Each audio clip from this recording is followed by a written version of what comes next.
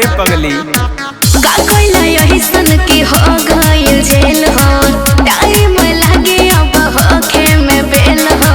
छोटे से बटिया पको देला हते, फसेला यही कसूर में। बोलो रंगदार होई रंगदारी ये चलेला बघावा जिला गाजीपुर में। रंगदार होई रंगदारी ये चलेला बघावा जिला गाजीपुर में।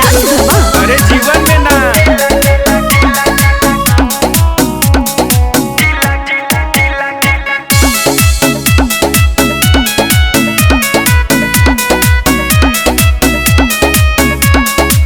जेल से लागता रिश्ता पुराना, रहे हमेशा तो हराना हो जाना। मैं रंगदारी तहां निकल जाई। अरे वो तो खानदानी हो।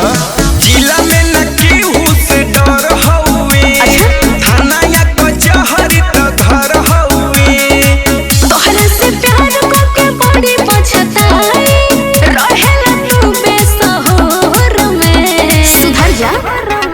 रंगदार होई रंगदारी ये चलेला बघावा जिला गाजीपुर में। रंगदार होई रंगदारी ये चलेला बघावा जिला गाजीपुर में। ऐसा का तो फिर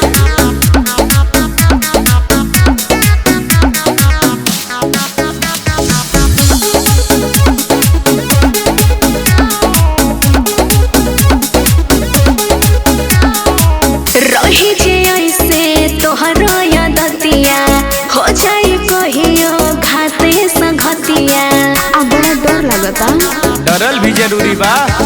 चारों ओरी हवे तब दबा हमार, शान से घूमिला जिला जवार। छोड़ के चले जाए सावन हरिंदर, रहबा न जाती लूर में। बुझला रंगदार होई रंगदारी ये चलेला हाँ। बघावा जिला गाजीपुर में। रंगदार होई रंगदारी ये चलेला बघावा जिला गाजीपुर में। का बुझाई? अच्छा ठीक बा।